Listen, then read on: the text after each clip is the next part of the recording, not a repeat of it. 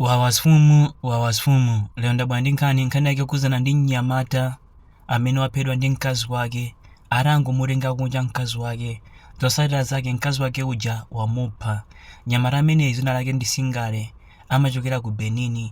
Mnyamatayu amakhala ku Italy. Ndakuti mnyamatayu mu nthawi imene amakhala ku Italy adapanga chiganizo chofuna kukwatira.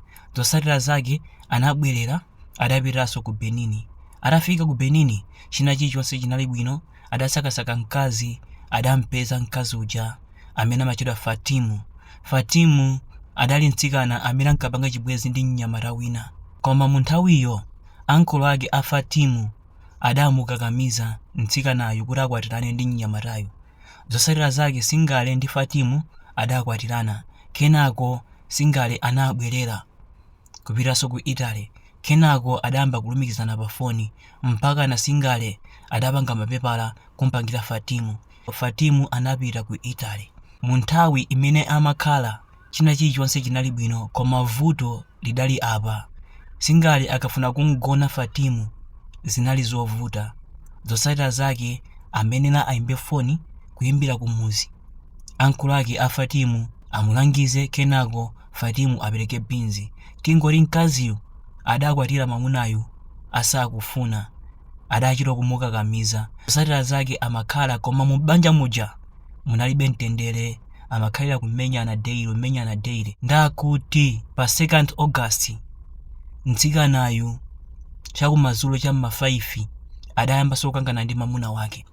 Zotsatira zake sindikudziwa kuti zinatha bwanji, koma akuti mtsikanayu adamubaya mnyamata uja kangapo. Atamubaya kenako anapuputaputa magazi bwinobwino zindizi, adayimba foni cham'ma 8 kuyimbira mnzake wa mnyamatayo. Nzako kuno kunabwera anthu ammenya ndipo amubayabaya. Zotsatira zake mnzake uja anabwera. Atabwera adayimbira foni apolisi. Apolisi anafika, adaona kuti china chilichonse chinali bwinobwino.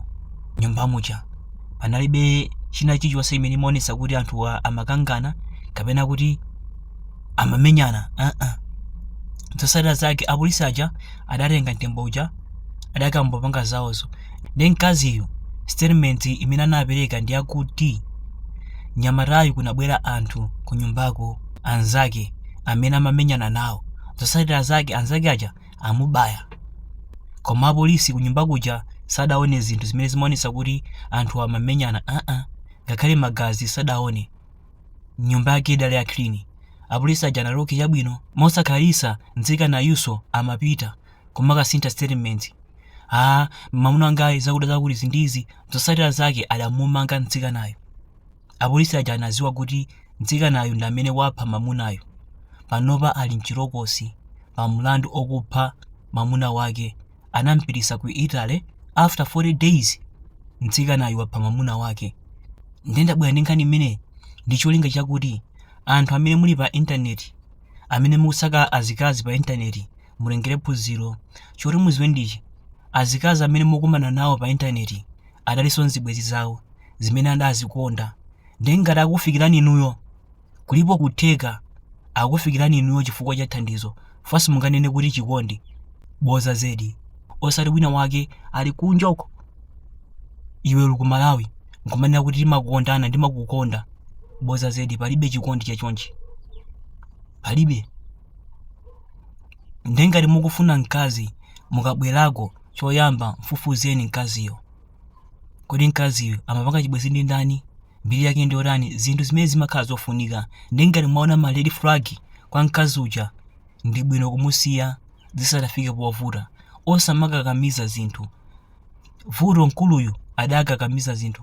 Mkazi uja ankamonesa attitude, koma iye uja sanavomereze kuzisiya, adakakamiza. Zotsatira zake moyo wake wapita, ndipo mkaziyo sadali mchikondi ndi iyeyo, chibwenzi chake chidali ichi. Komanso mukazapeza mkazi ooneka bwino ali single, muzizifunsa nokha champangisa nchani iyeyo kuti akhale single. Ndikuti pali china chake sichili bwino. Ndi anthu ena ake mumangokumana ndi azikazi amene nkuoneka bwino adali single mwamtenga. Osaziwa zoti anzanu ena ake akuthawa mavuto inu mukwatola, kenako mwakwatira simunafufuze ayi. zotsatira zake ndi zimenezi. Amakuphani, kukuberani, kapena kupangani chipongwe. Akuluakulu khalani osamala pano ndi pa street.